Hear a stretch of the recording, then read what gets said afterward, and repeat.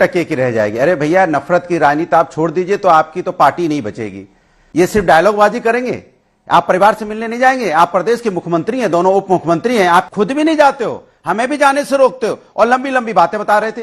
फिर कह रहे पाकिस्तान के कारतूस। अरे पाकिस्तान के कारतूस, पाकिस्तान की गोली संभल में आ गई उत्तर प्रदेश के अंदर में। सोचो आप, इनका क्या कर रहा था। दंगाई अब पूछ रहा है कि दंगा कैसे हुआ। अरे अपने सांसद से पूछ लो, जो लोग भड़का रहे थे। ये बंटी बबली क्या कर रहे थे।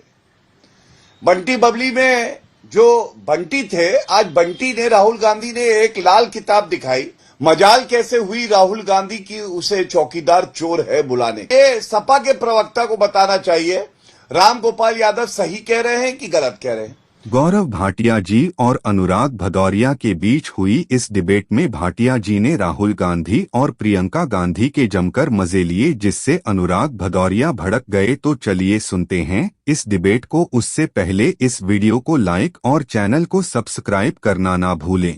सवाल यह है कि अभी उत्तर प्रदेश के मुख्यमंत्री जी कह रहे थे कि वोट की राजनीति करना चाहते हैं, फिर बता रहे थे 2 टके की रह जाएगी। अरे भैया, नफरत की राजनीति आप छोड़ दीजिए तो आपकी तो पार्टी नहीं बचेगी। हमारे को आप दोष दे रहे हैं। दूसरी बात, आप कह रहे थे पीड़ित को न्याय मिलेगा। एक मुख्यमंत्री कह रहे थे पीड़ित को न्याय मिलना चाहिए। दूसरे मुख्यमंत्री मौर्य जी कह रहे थे निर्दोषों के साथ जो है उनके साथ न्याय होना चाहिए। तो भाई, वो दोनों उप मुख्यमंत्री क्यों नहीं गए अब तक उनके परिवार से मिलने के लिए। ये सिर्फ डायलॉगबाजी करेंगे। आप परिवार से मिलने नहीं जाएंगे। आप प्रदेश के मुख्यमंत्री हैं, दोनों उप मुख्यमंत्री हैं। आपकी जिम्मेदारी नहीं बनती है कि अगर प्रदेश की कोई परिवार परेशान है, उनके घर के बच्चों की मौत हो गई है, तो आप उनसे मिलने नहीं जाएंगे। खुद तो आप मिलने नहीं जा रहे हो। और जो विपक्ष के नाते हमारा जो संस्कृति संस्कार है कि अगर किसी के यहां पे तकलीफ हो गई है तो हम उससे मिलना चाहते हैं, आप हमें भी जाने से रोकते हो। खुद भी नहीं जाते हो, हमें भी जाने से रोकते हो और लंबी लंबी बातें बता रहे थे। फिर कह रहे पाकिस्तान के कारतूस। अरे पाकिस्तान के कारतूस, पाकिस्तान की गोली संभल में आ गई उत्तर प्रदेश के अंदर में। सोचो आप, इनका क्या कर रहा था सेंटर के जो गवर्नमेंट है, कैसे पाकिस्तानी बुलेट आ गए उत्तर प्रदेश के अंदर में। तो ये सवाल तो इनके ऊपर पूछना चाहिए ना कि आपकी पुलिस, आपकी बॉर्डर फोर्स क्या कर रही है, आपका पुलिस इंटरनल सिक्योरिटी क्या कर रही है। ये तो देश की सिक्योरिटी का मामला है कि वहां से बुलेट आ जा रही है। तीसरी बात ये कह रहे थे कि बार बार अपनी बात को जोर मार रहे थे कि वहां शांति व्यवस्था बनाए रखनी चाहिए। बिल्कुल, शांति व्यवस्था बनाए रखने की जिम्मेदारी किसकी है? सरकार की है। सरकार क्या कहती है? सत्ता पाना चाहती किसी कीमत पे। वो सत्ता चाहती है, सत्ता का रास्ता जनता के ऊपर अन्याय करके पाना चाहती है। पहली बार देखा गया है कि सत्ता तो चाहती है भारतीय जनता पार्टी, लेकिन जनता पे अन्याय करके। जनता के साथ न्याय करो ना। आप बताओ ना कि कैसे वहां पे दंगा हो गया, किस तरह से हो गया, क्यों हो गया। आज इतने दिन हो गए वहां पे, 8-9 दिन हो गए। आप विपक्ष के नेताओं को जाने से रोकते हो। बाबा साहब ने क्या बोला था? अब जो उनका मौलिक अधिकार है, किसी व्यक्ति का नहीं रोक सकते आप। ये मौलिक अधिकार है कि उनको न्याय मिलना चाहिए। कानून बनाने से न्याय मिल जाएगा ऐसा नहीं है। आपको सामाजिक रूप से भी उनको न्याय देना होता है। आपने कहा अल्पसंख्यकों के अधिकारों की बात भी उन्होंने बताई थी कि अल्पसंख्यकों का अधिकार देने से नहीं होता है। आपको उनको अधिकार मिले, इसलिए आपको उनको समाज के अंदर में उस तरह का माहौल भी बनाना होता है। लेकिन आप क्या कर रहे हैं? अब बार बार आप उनसे इंटरव्यू ले रही हैं तो बार बार क्या कह रहे हैं? नफरत की बात कर रहे हो। समाजवादी को नफरत की खुद नफरत की राजनीति वो पूछ रहे हैं कि बहराइच क्यों नहीं जाते हैं। अरे अनुराग जी, वो पूछ रहे थे बहराइच क्यों नहीं जाते हैं, वहां क्यों नहीं अखिलेश जी जाते हैं? हाँ। संभली क्यों जाना है? मैं उनसे पलट के पूछता हूं, लखनऊ में रहते हैं, उनके घर से मात्र, सुनिए, मैं उनसे पलट के पूछ रहा हूं कि उत्तर प्रदेश के उप मुख्यमंत्री जी हैं, उनसे पूछिए अमन गौतम के यहां गए क्या? 5 किलोमीटर की दूरी नहीं है उनके घर से। आज तक गए क्या? पूछो।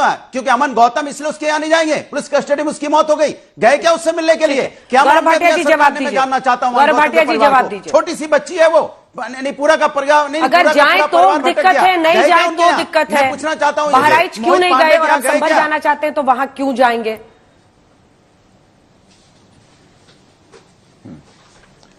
अंजना जी, सर्वप्रथम तो सपा के प्रवक्ता क्या बोल रहे हैं उनको खुद ही नहीं पता है। और दंगाई अब पूछ रहा है कि दंगा कैसे हुआ। अरे अपने सांसद से पूछ लो, जो लोग भड़का रहे थे, जो गुम्मे दे रहे थे, उनसे पूछ लो।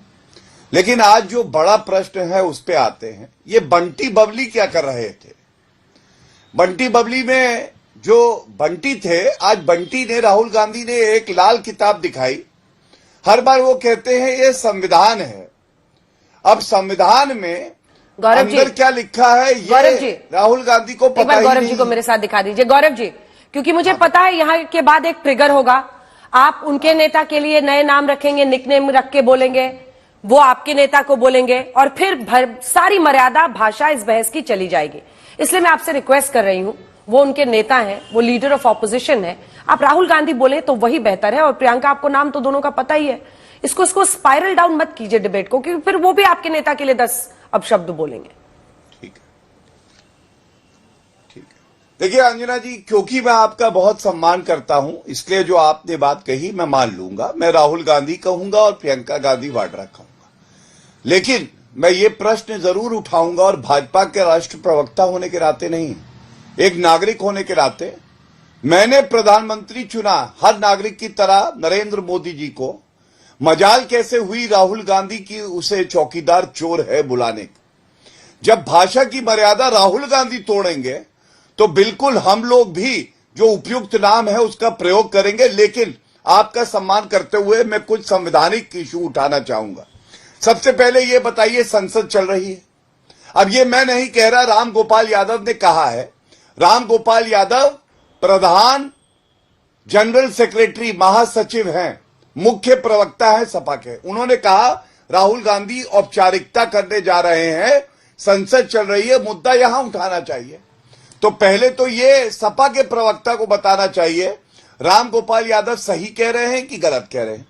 दूसरी बात ये बताइए, नेता प्रतिपक्ष वैसे भी अटेंडेंस इनकी लो रहती है, लेकिन जब संसद चल रही है तो आप संभल करने क्या जा रहे हो?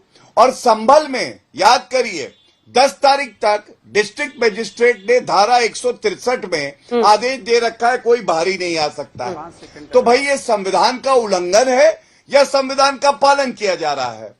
तीसरी बात, आप बताइए आम जनता को कितना कष्ट हो रहा है।